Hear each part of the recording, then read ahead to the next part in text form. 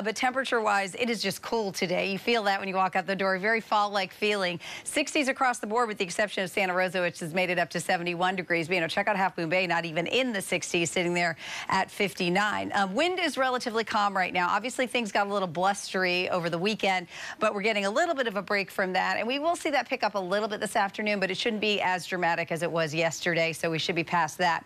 But it's really just all about the clouds. So as we take a look at this, if I'm looking at Hayward as an example, obviously well below average today, cool and about 70 degrees for the high, and that's it. That's all we're going to see.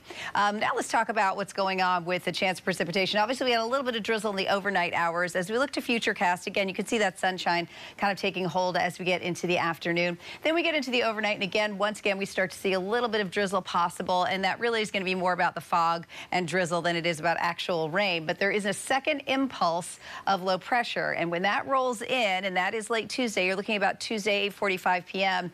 into the overnight hours and the early morning hours. Notice this. It is at about 7 a.m. where you start to see a little bit of the shower trying to spin into the North Bay and then down into San Francisco. Now, whether or not it holds together is always the trick here. And because this is such an unusual pattern this time of year, it's kind of tough to say right now. But notice on Thursday morning, still a little bit of drizzle out there. Now, when it's all said and done, it looks like the Sierra could get some bigger totals than here in the Bay Area. I think this might actually be overstating how much we get. We'll have to get a little closer to it to kind of lock in on it.